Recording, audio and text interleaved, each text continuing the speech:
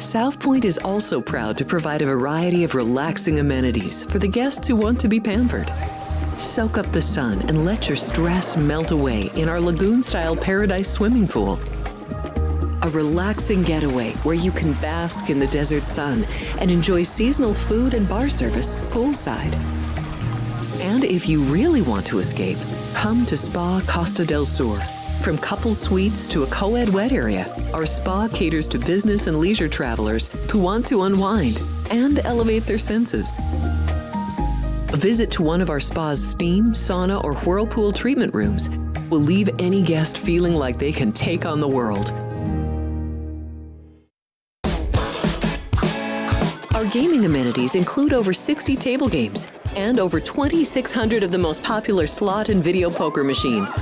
We have penny slots, including the popular Buffalo games, and real machines like Wheel of Fortune, Triple Sevens, and Megabucks. If you prefer video poker, try Deuces Wild, Double Double Bonus, or a variety of multi-denomination games. Or try your hand at one of the most popular casino table games in the world, Blackjack. Don't let the game intimidate you. Blackjack, also known as 21, is both easy and fun. And our dealers are always happy to assist. And the best part? Blackjack always pays 3 to 2. Next, check out the roulette tables. Roulette is one of the easiest casino games to learn, and so much fun to play. It's a favorite of both beginners and seasoned players. In addition to blackjack and roulette, our casino pit features over 60 popular table games like Baccarat, Pai Gow Poker, 3-Card Poker, Ultimate Texas Hold'em, and Mississippi Stud. So get out of your room and come join in the fun. It's Sports by the Book at the South Point Studio. Here's Jeff Parles and Alex White. Good morning. Welcome in. It is Sports by the Book on a Monday. Third full week of June already, Alex White. Moving right along here in the calendar year. Jeff, another trip around the sun for you. Hope you had a good birthday weekend. Yeah, I'm still here. That's all that matters, right? Thank you. Thank you guys over the weekend, anyone who reached out. But Alex, I just want to start today. We'll have Dwayne Colucci in a few moments when we see him on the bottom corner of each of our screens in front of us. But just starting off over with the weekend real quick, just starting on the hockey end of things, where look, it was a best of 3, Edmonton at home ice, everything seemingly going for him, and then Brad Marchand scores immediately in Game 5, and the energy gets sucked out of the building at Edmonton, and Florida gets there in a 5-2 win, somehow manages to go over, which is, again, 5 for 5 now on overs in this series. But Florida tomorrow, we'll have the full preview tomorrow, but the Panthers go back home to Sunrise with a chance to raise the cup in their home building for the second consecutive year against the same exact team. Right now, if we're looking at pricing for game number 6 tomorrow in Sunrise, the Florida Panthers are a $1.45 favorite, plus 25 on Edmonton. That total is still sitting at 6.5. There's your series price right there with the Panthers at minus 340 here. Pretty crazy. 5 goals there in that third period to get that over. Was not expecting it. I thought that one was going to stay under. But as we know with both of these teams, I mean, that last third period, you can get quite a few goals from them. It's really tough. We know, we talk about it all the time. That last game, that closeout game is the hardest one. And we saw the Panthers struggle to do it last year against this team. So, I mean, I think it's got to be an Oilers play here. Maybe even just taking that puck and a half, do or die, keep it close here. But I don't know. I mean, you're right, Jeff. It seemed like everything was going the Oilers' way. They tie it up, get home ice, best of 3. So to lose that one, it's got to be tough where they are mentally and how they feel going here. And you know the Panthers don't want to go back to Edmonton for Game 7. Well, and just say this more so than anything. Calvin Pickard, who was handed the keys to the car after a bad first period in Game 4 for Skinner, and then a brilliant showing by Pickard the rest of the way. Pickard was mediocre in Game 5. So I don't know what the right decision is in that. And usually when we all know the phrase with quarterbacks, when you have two quarterbacks, you have no quarterbacks.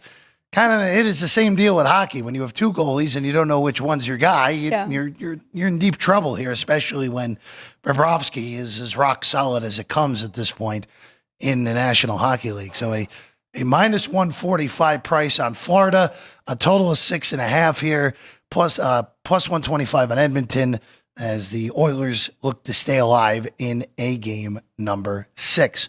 All right, we are going to take a short break. We're going to get everything lined up with DC. Our guy, Dwayne Colucci, is going to join us from the office today at the Rampart, and we're going to talk NBA, hockey, baseball. OHTANI makes his season debut, a gigantic trade out of nowhere with the Red Sox and the Giants, and much more when we get back on Sports by the Book. Football contest sign-up season is here, and you don't want to miss out on the action. With millions of dollars on the line each and every week in the world's biggest football contest, there's only one proxy to trust, footballcontest.com. Maddie and Tony have set the gold standard for football contest proxy services with 20 years of experience and over 13 million in winnings for their clients. All you have to do is get to Vegas between now and the start of football season to sign up in person, and they do the rest, making sure your picks are entered every week. Whether you want to play in the Circa Sports Million, Circa Survivor, Super Contest Gold, or the new Super Contest College Contest, Maddie and Tony have you covered. Their new website has everything you need to know about these football contests and more, including how you can reserve the best proxy in the business. Experience matters, so go with the pros at footballcontest.com, the gold standard proxy service. Sports by the Book. Sports by the Book. Sports by the Book. Sports by the Book, South Point Studio. This is the best sports betting network. I would argue it is a total mismatch. There's value with underdog prices in series. I would lean to the under here. My numbers are saying I got to bet the Tigers. Two-way action. When in doubt, we juice that favorite, that extra nickel. Sports by the Book, South Point Studio. Forget about it. The best.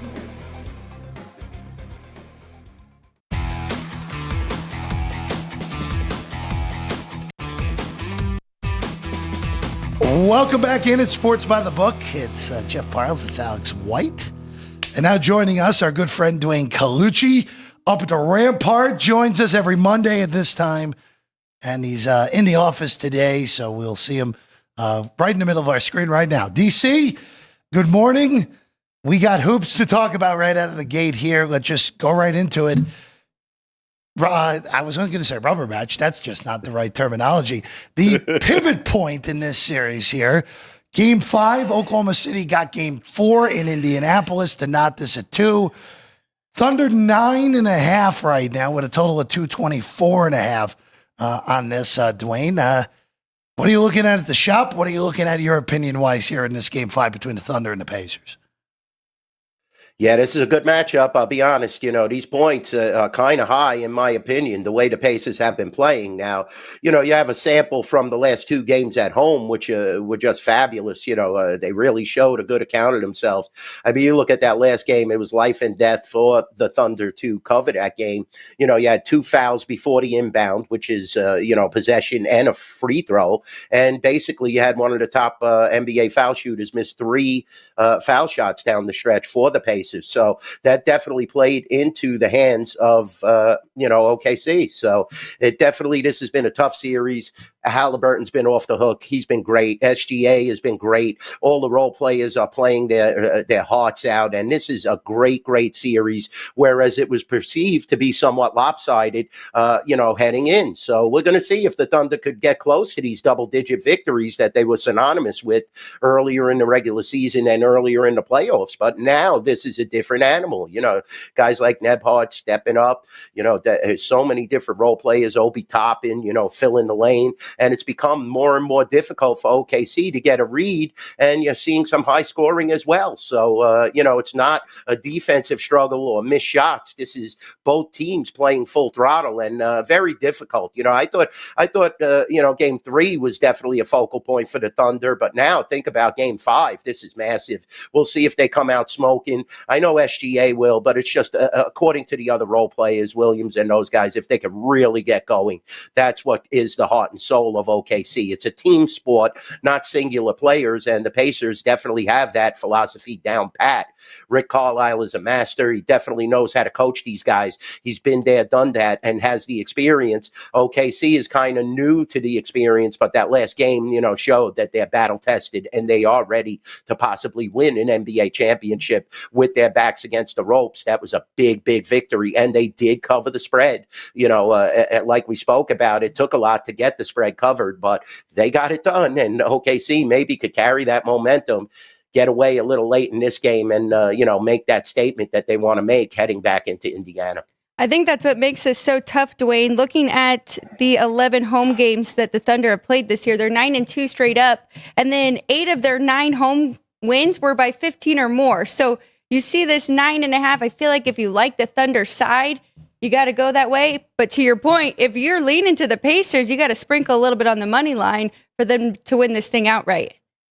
Yeah, Alex, when's the last time they lost 2 in a row? I mean, I saw the graphic. It's been quite a while since Indiana has lost back-to-back games, so keep that in mind, too. If you're betting Indiana, you got to put a little something on the money line. This is the NBA Finals. They are looking to win. This is not where, we're looking to cover, stay within 10 points. They don't even care about that.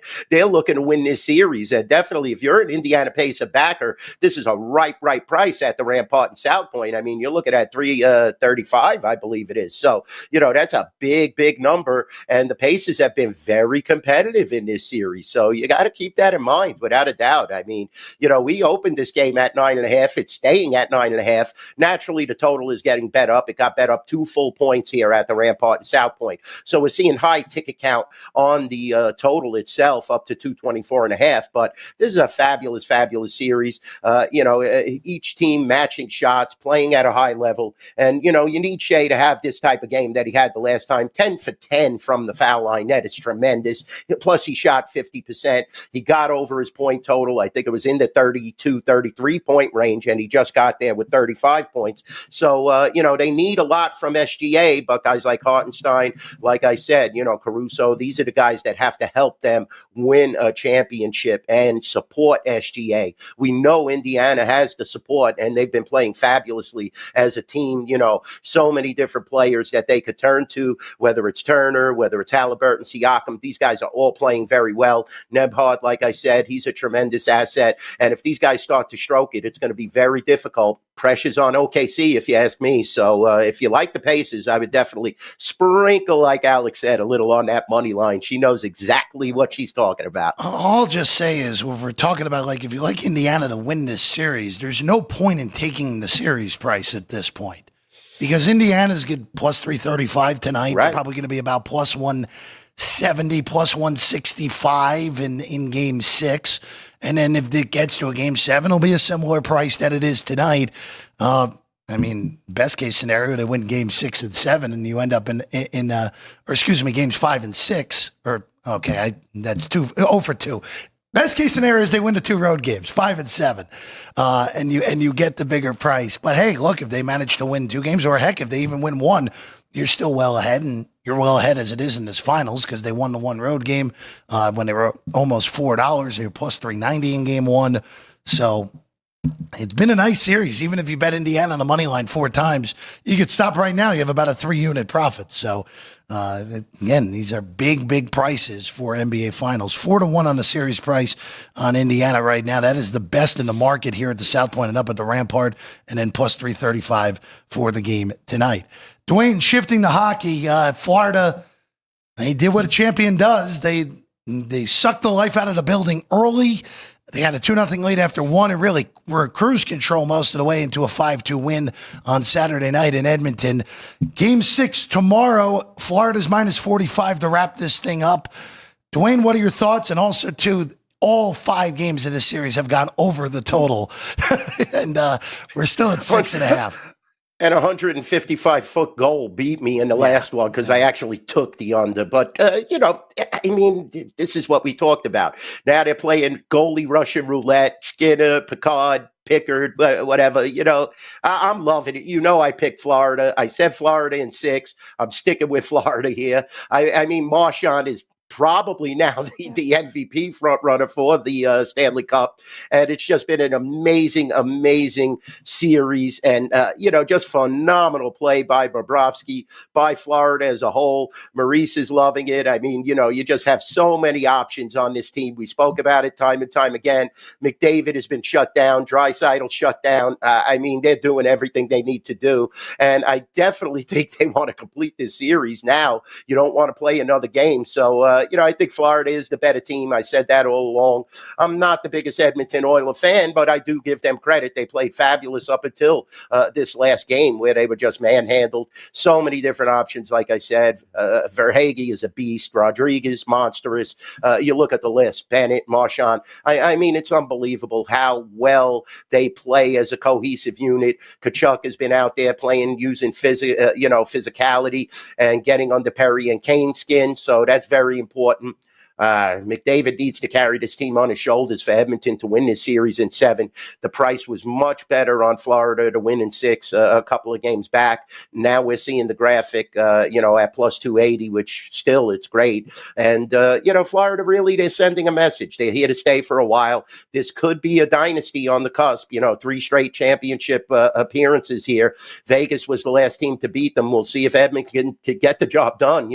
I'm sure they'll go back to Skinner tonight. We'll see how that plays out. But, Edmonton's got their back against the wall. Like I said, McDavid has to be McJesus and carry them on his shoulders. Draisaitl has to chip in. Kane has to get back to that physical play. No stupid penalties. Perry has to be within himself. You have to get some defensive help as well and defensive scoring. It seems like the defense has been a total liability for Edmonton. Like you said, Jeff, every single game has gone over. And, Florida has some gaudy puck totals, putting 5, 6 up there. So, it's definitely going to be tough for Edmonton in this atmosphere to win the game, in my opinion. And I think the money is showing on Florida, minus 145. It's going to continue to trickle in. It trickled in real late in that last game, guys. If you notice, the line almost switched to Florida becoming the favorite, and some shops did have that in the game prior to this one. But, it's a dogfight. This is what it is. It's the Stanley Cup Finals.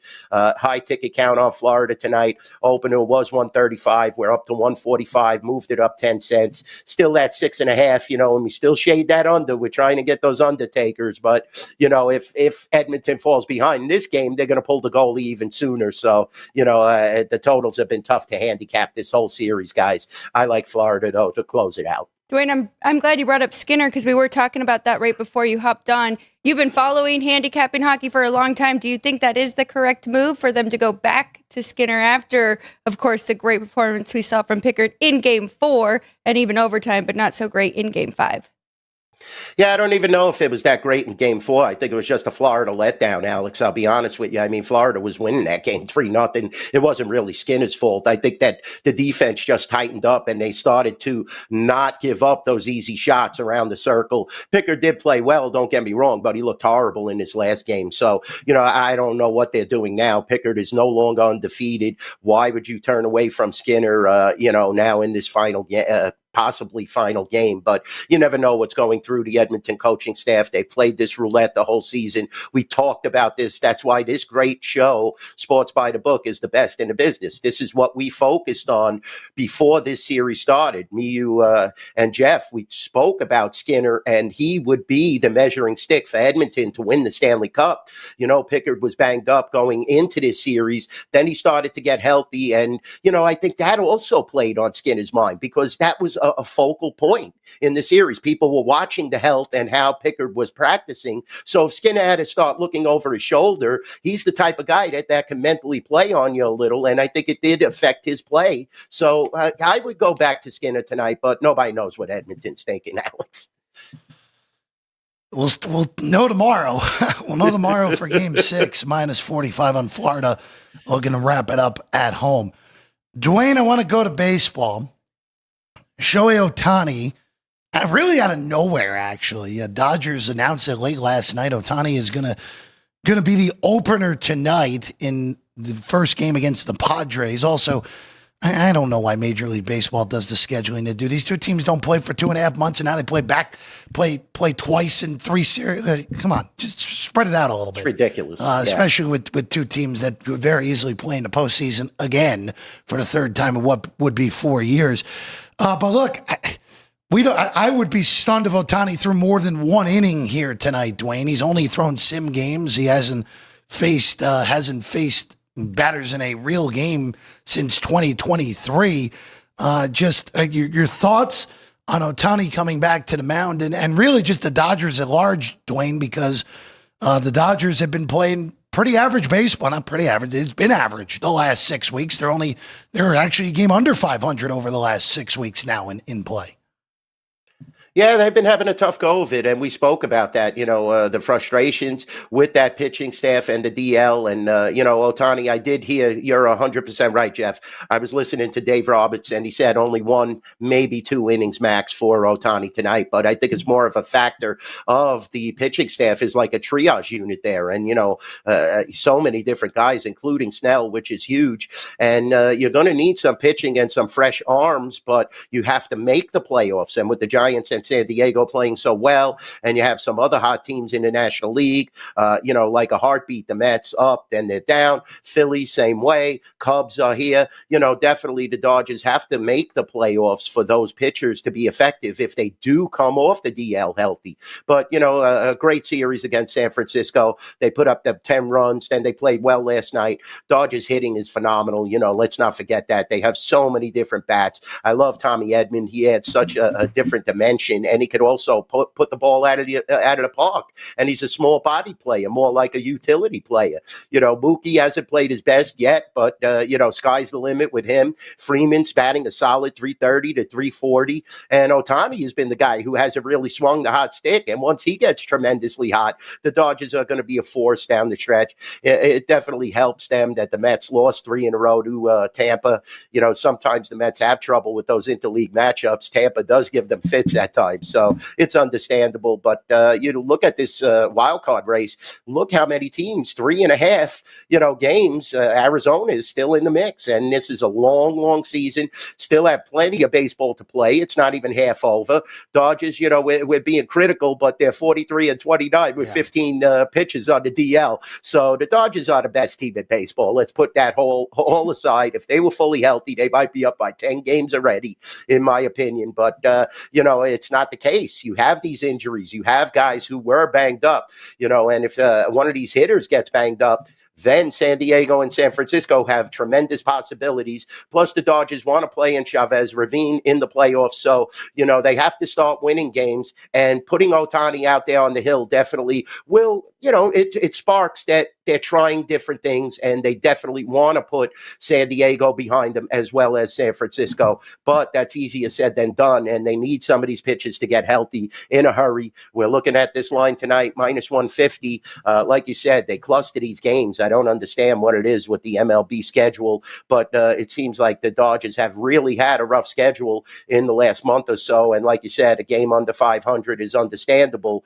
but they have to feast on those mediocre teams, and we'll see that later on in the season. This is a team that's still split with the Mets. They beat the Yankees in interleague play, and, they just beat the Giants. So keep an eye on the Dodgers. They're very good. You have to spot the spots, Alex, to bet against them, because I know you're all about money management, and now's the time to do it before they get healthy. You could find some nice spots and some nice pluses because the Dodgers are always going to be a favorite. This is going to be a rough series, definitely, without a doubt.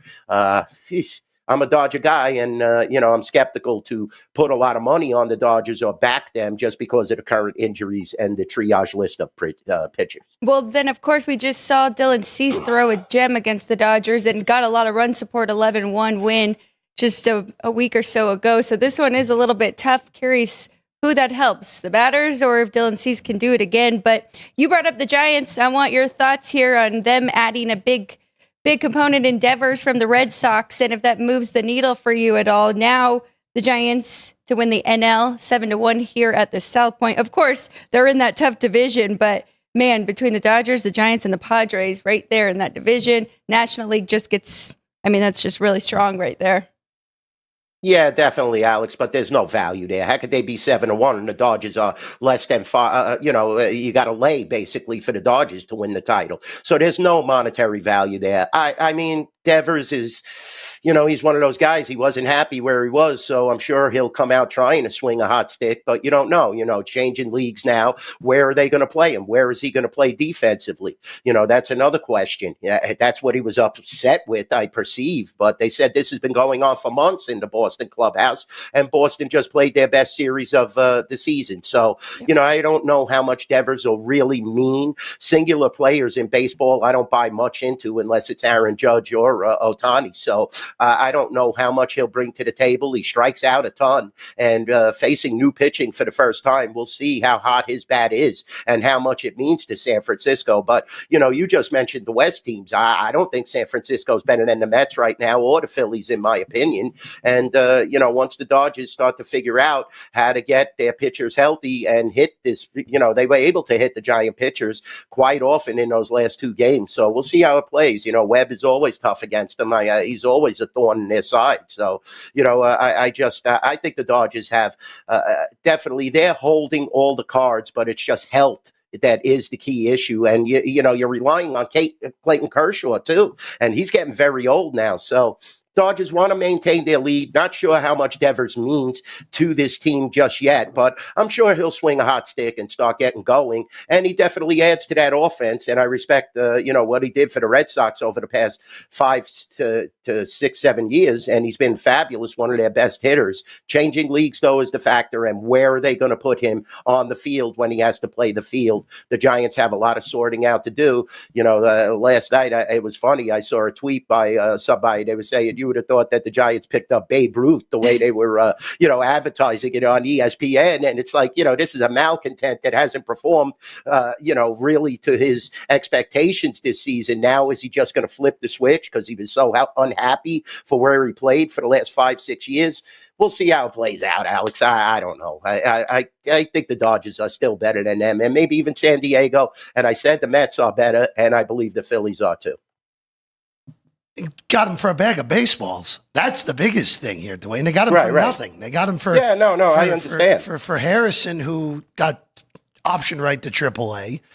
Hicks, who's been a mess. Hicks is really probably a bullpen guy more so than anything. And Chapman's on the DL. I don't expect the Giants to win the National League or even win the NL West or anything like that. 7-1. But what it does do to me is it changes the complexion of this race heading towards the home stretch here, Dwayne.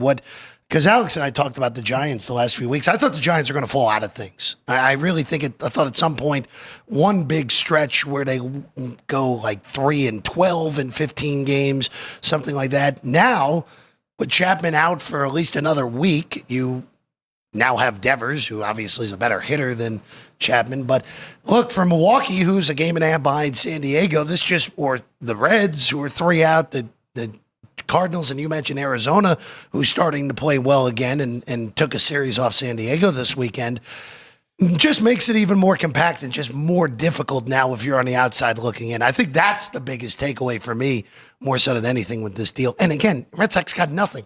I mean, this is the Mavs got more for Luka than the Red Sox got for Devers here.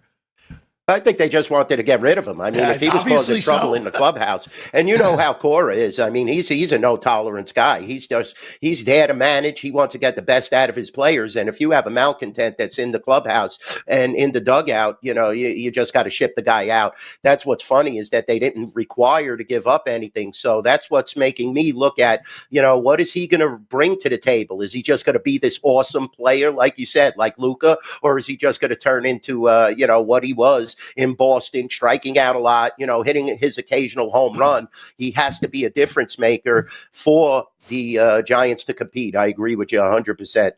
Real quick before we let you go, just want to throw this at you. Teams in the last 30 seasons to win a World Series and then have no players left on the roster within 7 seasons. Well, this was the Miami Marlins, or at the time the Florida Marlins MO. Of course, one in 97 and one in 03. The 01 Diamondbacks, the 2019 Nationals, and now the 2018 Red Sox joined that list yesterday with Devers getting traded. So, doesn't last long, to say the very least. Baseball's a funny sport. It's a business, and, it doesn't last long. Like you said, these guys, they bounce around. This is like the Dodgers that currently, they're keeping their heart and soul, but they paid a lot of money for a lot of these guys. Most of these guys, from those Red Sox championships, they're getting older now. And like I said, if you're causing trouble, you're going to find yourself with a pink slip and heading somewhere else. Even though I will say 2018 might as well be 1908 at this point. Right. How long ago? Right. That was pre-pandemic. Yeah, it feels like it was 100 pre-pandemic. 100 years ago, not 107 years ago, not 7 years ago at this rate. He's Dwayne Colucci. Get him up at the Rampart Races Sportsbook Director and White Bookie Dwayne on the tweets as well. DC, pleasure as always. We'll see you again in 1 week's time. Definitely love you guys. Thanks for having me on. The best show for sports betting. Learn from the bookmakers. Learn from Alex and Jeff. Unbelievable. Join us each and every week. It's the best. Sports by the book. Our guy, DC, the best advertiser we got, Dwayne Colucci, right here on the show. All right, we'll take a quick break and we get back. Our thoughts on Game 5 in OKC tonight and a very short baseball card, including 2 games in Omaha today. Elimination day for Arkansas or Murray State. And then LSU and UCLA do battle at nighttime in Omaha. When we get back, Sports by the Book, South Point Studio. We have 11 amazing restaurants featuring a wide variety for every price range and appetite. South Point's Garden Buffet has something for everyone at unbeatable prices. Or if hunger strikes in the middle of the night, join us at Coronado Cafe. The American menu offers breakfast, lunch, or dinner 24 hours a day. Plus a Chinese kitchen for authentic Chinese dishes from 11 a.m. to 11 p.m. From steak and eggs to wonton soup, it's fast and friendly service 24/7. When you need a quick pick-me-up, you can find it at our state-of-the-art Starbucks just inside the main South Point entrance. Order ahead with the Starbucks app for easy mobile order pickups. Or enjoy your favorites in the relaxing dining area anytime, day or night. If you love Mexican food, Baja Miguel's has all of your south of the border favorites. There are dozens of classics to choose from, like fajitas, ceviche, chimichangas, tacos, and more. And for spirit lovers, Baja's colorful non-smoking tequila bar is right outside.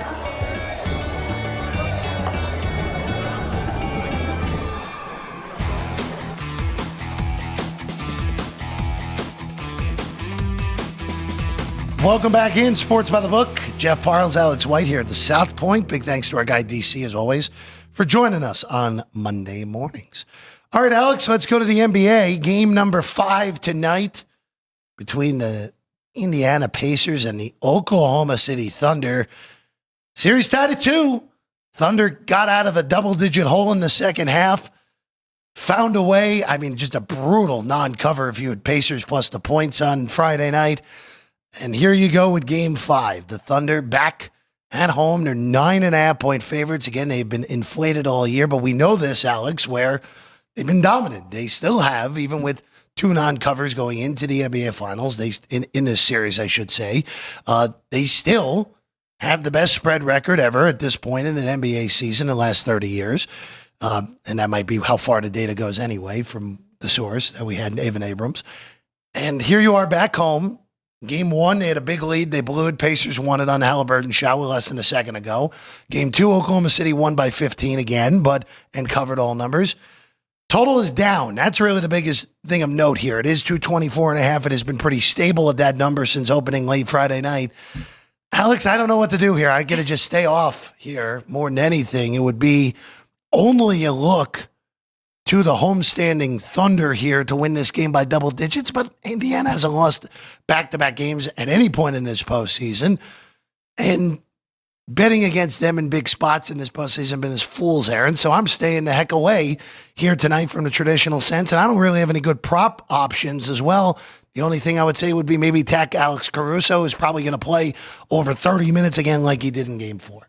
Yeah, it is really tough, and you're right. I don't want to continue to undervalue this Pacers team, but at the same time, looking at Thunder going back home, kind of carrying that momentum, like Dwayne said, that's definitely the way I'm leaning right now is laying that 9.5. I do think they can get it done. Like I mentioned, 8 of their 9 wins at home this year have been by 15 or more. And I think they've kind of figured some things out, right? Because the Pacers, this whole postseason, they just want to wear you down, and they especially want to wear down their star player. And we saw it with the Knicks and Jalen Brunson, and now we saw it with SGA early on in this series. But Game 4, OKC made some adjustments. They didn't have him bringing the ball up every single time. He had 0 assists in that game. I mean, they really switched things up, waited till they kind of did what the Pacers do, right? I mean, they were down for a lot of that game as well, and then they just flipped the switch in that fourth quarter. And I think they figured some things out. I like the way they play defense. I think they're going to handle business here at home.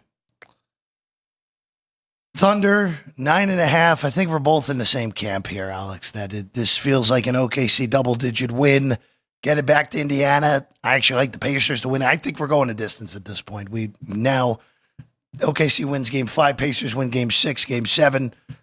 Be Thunder. This really has ended up being the Nuggets series again. It legitimately, it's the same thing, where OKC blew a big lead in Game 1, lost at home, handled business in Game 2, did not look good in Game 3 with a high turnover total like they did in this series, and then found a way, like championship caliber teams do, to win a game on the road where you don't have your ace stuff, like they did in Denver as well. And they didn't have their ace stuff until the fourth quarter on Friday night. No, just 3 3-pointers in that game, right? Could not really shoot the ball. I do expect that to change here going back home. But to your point, Jeff, that says a lot about this Pacers team, because I really did not expect this to go the distance, because Denver has the best player in the league, right? And I didn't think Indiana could really hang with this OKC team like they have, but kind of like my dad has been saying this whole time, they are just so deep, and it's just a team of well above average NBA players that play very good together. So it's been a great series. I do hope it goes the distance, but I'm definitely with you. For tonight, I think this is an OKC spot. We go to baseball now, Alex. Let's go to the majors here today, and we will begin in Miami, where these are both hot teams right now, because the Marlins went to D.C. and swept the Nats. Boy, the Nats have fallen on hard times pretty darn quickly with the calendar change. We'll get to them a little bit later. And the Phillies, who toasted the Blue Jays all weekend, a 3-game sweep at home. That was the theme of the weekend, Sweep-a-Palooza in Major League Baseball. I think this price is way off here today, Alex. I know the Marlins are playing a little bit better. They're back at home. There's no home field in Miami. It's Alcantara and Abel. Abel's been better than Alcantara this year. The Phillies are the better team. Help me here. What is going on with this price? This feels like, again, there's no automatics in sports betting. We know this, but at this price, you make this bet 100 times out of 100. And look, if you get beat, you get beat.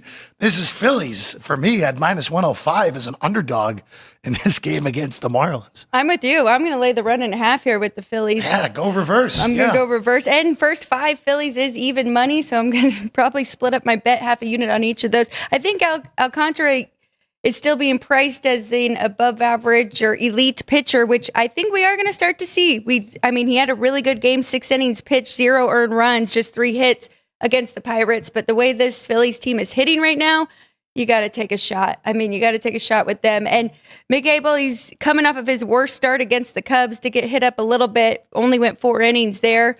So that concerns me a little bit. But this is a different lineup than the Cubs lineup here with the Marlins. So Phillies for both of us today. Yeah, I think this actually good, able to, like you just mentioned, that's the best lineup in baseball right now. And if they're not, they're one of the 3 best in Chicago. Yep.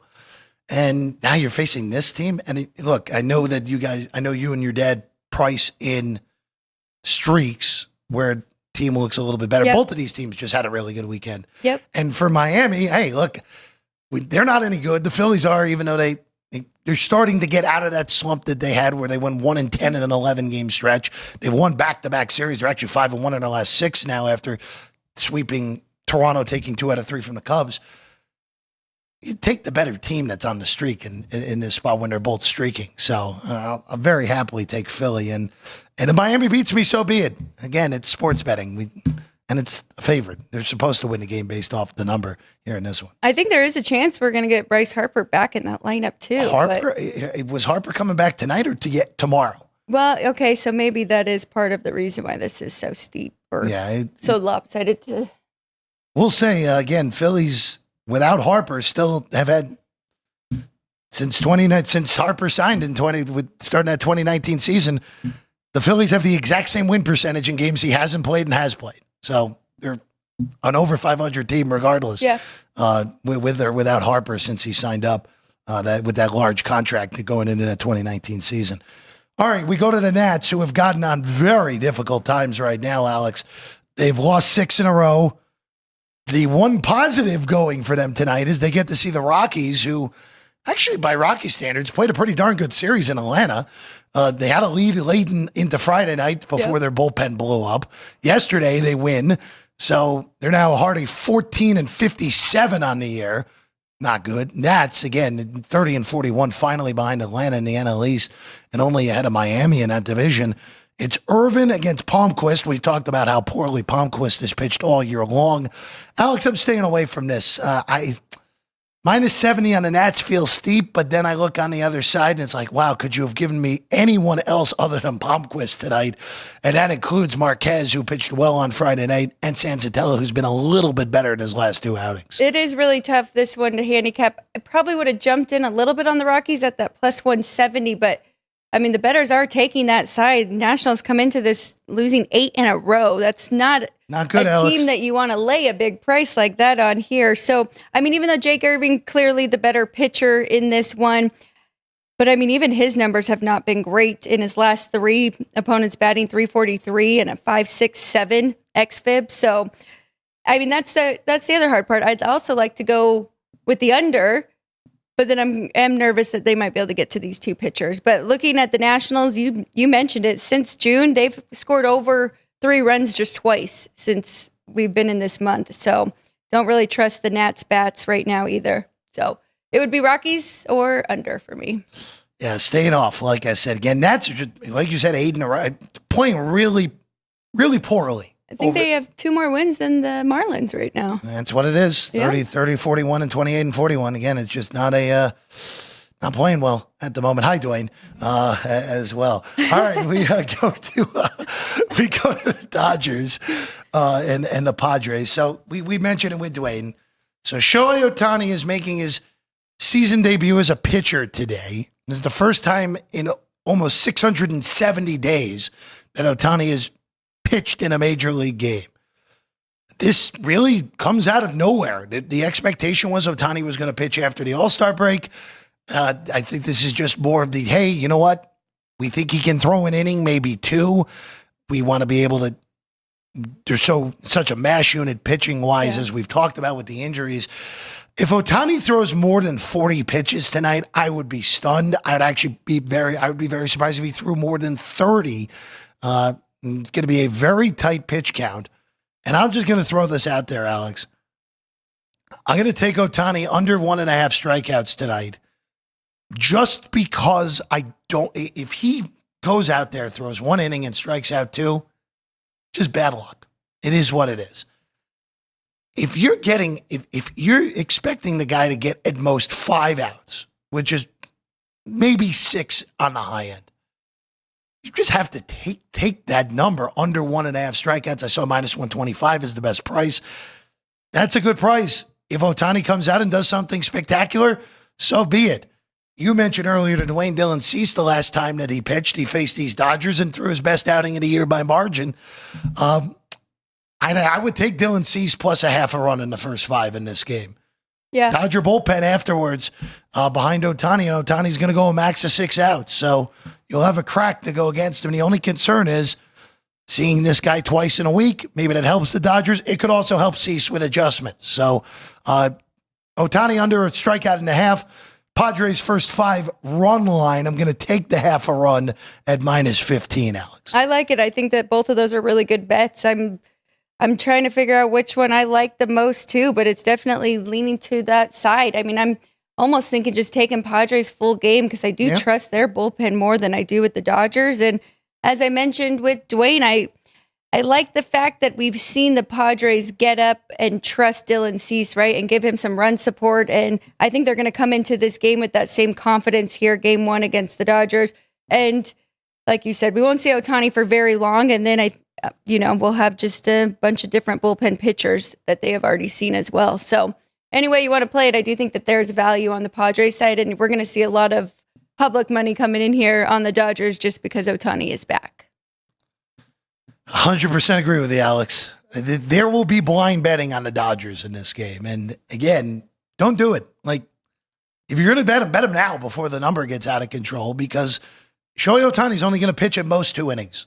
And if he pitches more than 2 innings, then all right, well, so be it. But if you're the Dodgers, why? Why would you extend? Just get him back out there. And especially if I'm Dave Roberts, if he throws a clean first inning, I'm getting him out of there.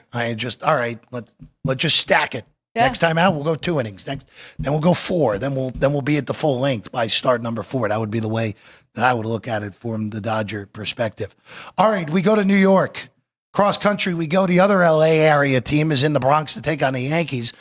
And what is being totally missed today because of the Ohtani returning to the mound thing and the Devers trade, the Yankees get Giancarlo Stanton back for the first time this year. So that was also a little bit of a surprise. Yankees got destroyed in Boston over the weekend, swept over the series. Judge looked human for the first time all year as well. So the Yankees lead, actually, they got pretty fortunate. The Blue Jays got swept in Philadelphia. Their lead down to 3. It's still at 3.5 over Toronto. Tampa was the one who hacked into it with the sweep of the Mets over the weekend. It's Soriano and Schmidt. Yankees $1.85 in the Bronx tonight with a total of 8.5. Alex, juiced under. I think this is a spot where the Yankees bounce back, right? Feels like it. We know that their bats have been a little inconsistent, a little up and down, and this feels like they could take advantage of Jose Soriano on the mound, even though he has been pretty decent as of late. But he is very inconsistent as well, and the road starts are the ones that really concern me. I mean, he got hit up in Boston, went just 3 2/3 innings, 8 hits, 7 earned runs in that one. I think the Yankees can do the same thing. And I like Clark Schmidt, especially at home.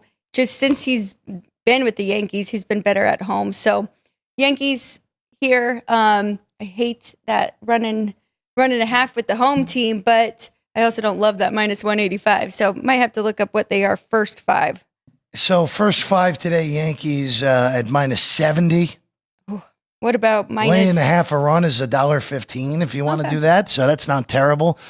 Look, we know the deal. Like you're losing an at bat when you relay a run line with a home team, unless if you get unbelievably lucky and extra in the Manfred ghost runner extra innings. Basically, I have no problem with taking a plus 120.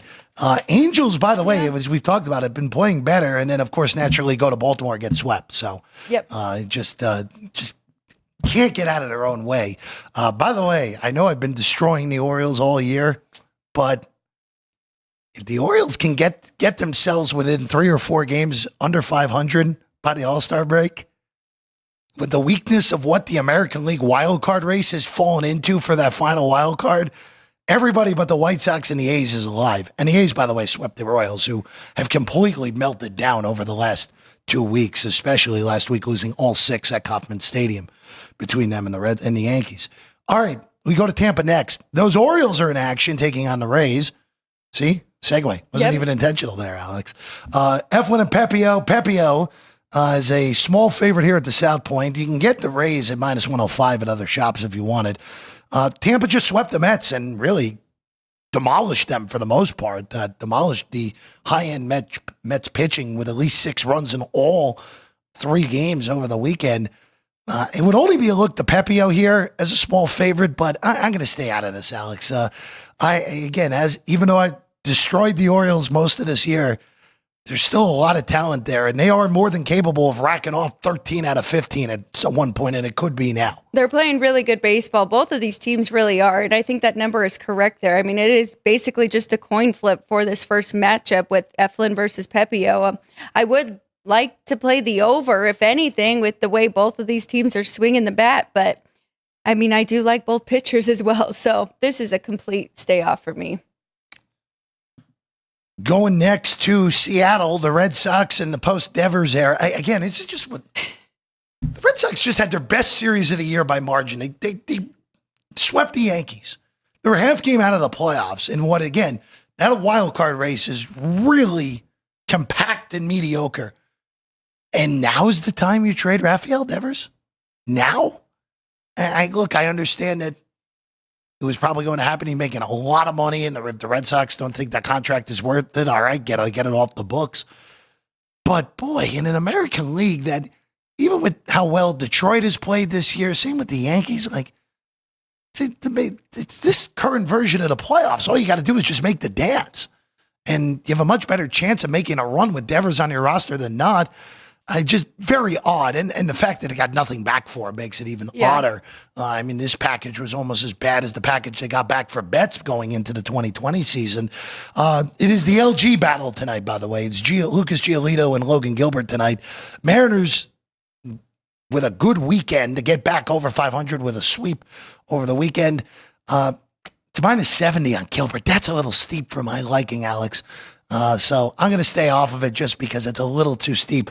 Even on that first 5-run line here today, if my screen would add up, you want to lay a half a run at minus 15? It's not terrible on the Seattle end if you could go that way. It's not terrible. I am just a little concerned with what we're going to get from Logan Gilbert coming back. We haven't seen him in the big since, April 25th or something, close to that. I'll get you the exact date, but that is what I have in my notes. Yes. And, he did have a really good last rehab start in AAA, but I wish it was anybody else. I'm still very tempted to take that huge plus price because you're right. I think 170 is just too big. I think the Mariners should be about minus 120. Both these teams coming in on nice winning streaks here.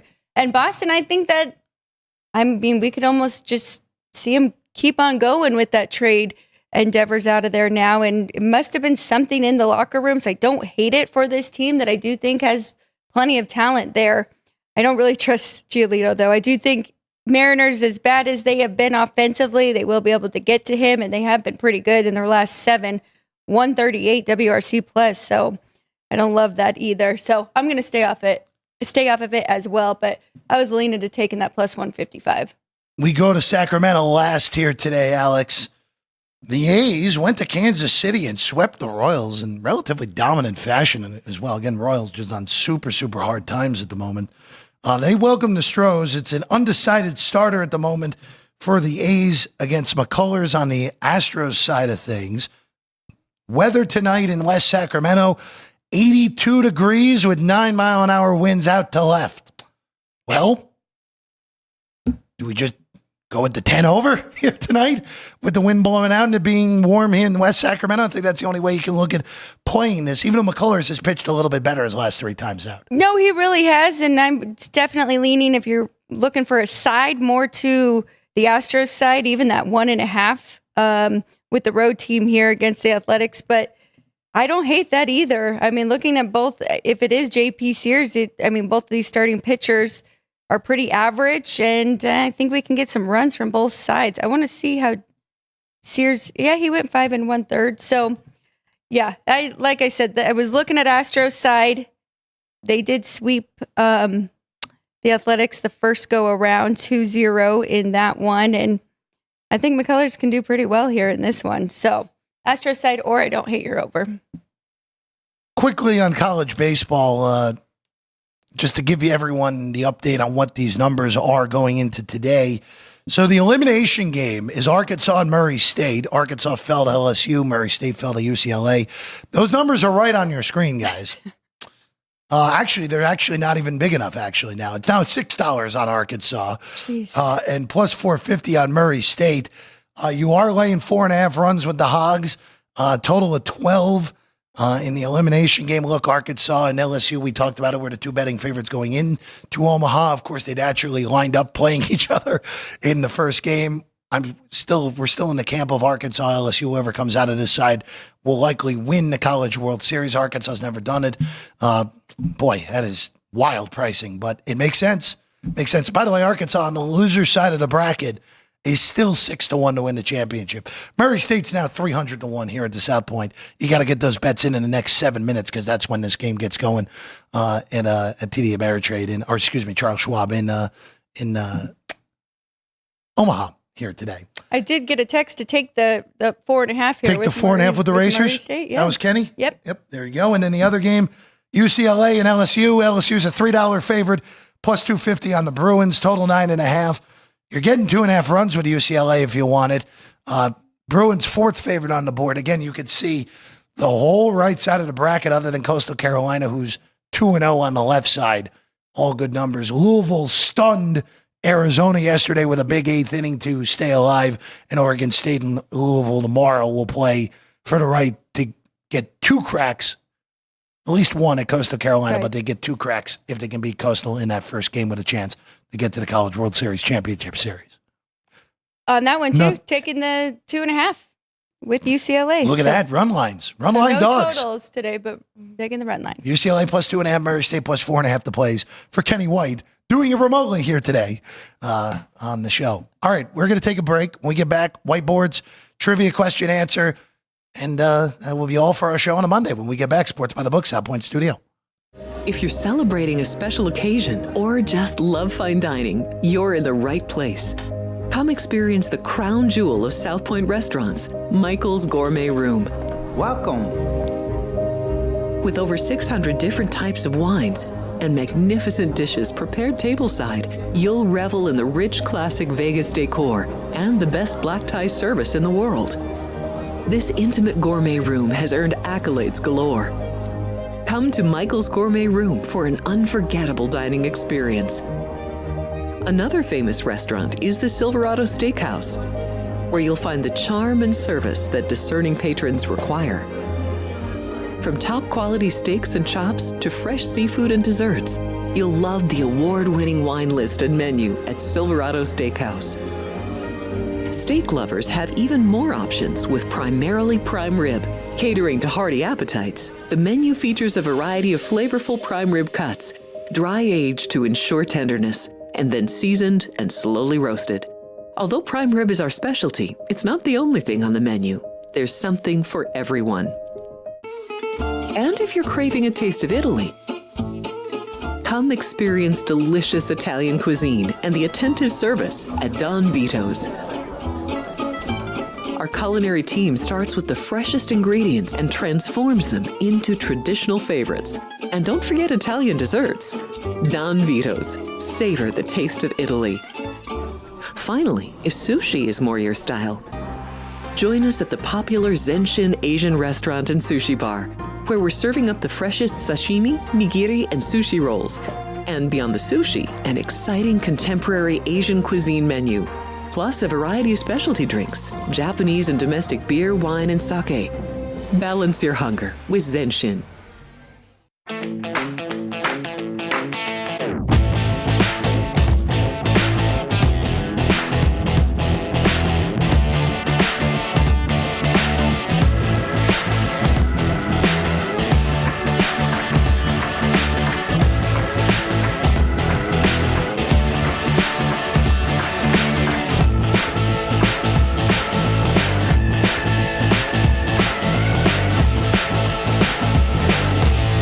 Sports by the book. Sports by the book. Sports by the Book. Sports by the Book, South Point Studio. This is the best sports betting network. I would argue it is a total mismatch. There's value with underdog prices in series. I would lean to the under here. My numbers are saying I got to bet the Tigers. Two-way action. When in doubt, we juice that favorite, that extra nickel. Sports by the Book, South Point Studio. Forget about it. The best. It's Sports by the Book at the South Point Studio. Here's Jeff Parles and Alex White. Wrapping things up on a Monday. Jeff Parles, Alex White. The whiteboard is ready. Confirmed? We're all good? Yes. It is ready. Thanks for Kenny White texting me some plays, or I'd look like quite the square. Oh, that's my job, Alex, to look like the square. You know that. Shout out to the team, to the chat. Nick was in there today. Keith, Ryan, friend JR, as always. And let's get the trivia question. In a team record that still stands to this day, which MLB franchise notched their 15th consecutive win on this date in 1991.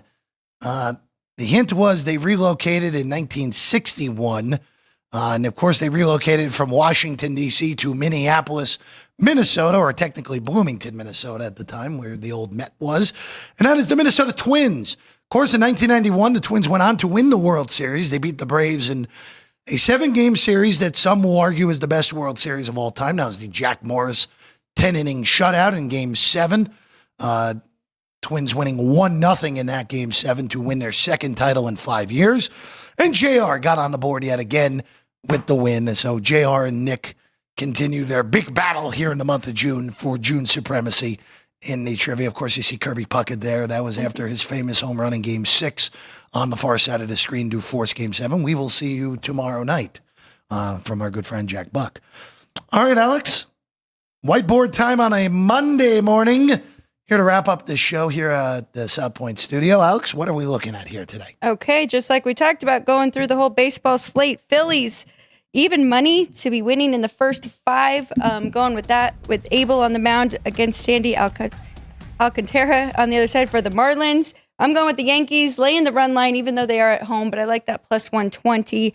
I might do half a unit on Yankees just to win the game as well. But minus 1.5, plus 120, coming off as getting swept by the Red Sox. I think it's a great spot for them playing the Angels. Astros and Athletics, I am going to go over that 10. It is in Sacramento. I do like how both of these teams have been swinging the bat. Then the 2 college plays from Kenny White, Murray State. We're taking that plus 4.5 and UCLA plus 2.5. There we go. Those are the plays for Alex. We are simpatico on the Phillies today. And this is just one of those where the price just feels so off where, look, if the Marlins beat us, it's a Major League Baseball game in the regular season. We could absolutely lose, Alex. But you're giving me the Phillies as a dog in a pitching matchup that's so far this year, Abel's been better than Alcantara, and I have the better team. Yeah, we'll take Philadelphia, and if we lose, so be it. Let me give you some numbers really quick. The last 7 for the Phillies. Yeah, go batting ahead. 332, 405 OBP, and 493 slugging, 150 WRC plus. So they've been great offensively. Let's take our shot here. Yeah, they've been great offensively after, again, 11 games where they were dreadful, but they've come out of it with 5 out of their last 6. Yes. That's what we got for you here on a Monday. Alex, good luck. Thank you. Good luck to Kenny as well in those 2 big college baseball plays. Ryan, Jerry, Drew Dog, and thank you, and Vince as well. Thank you all, as always, for getting us on the air. Thank you for watching us here today. We're back tomorrow. Full Game 6 of the Stanley Cup Final preview.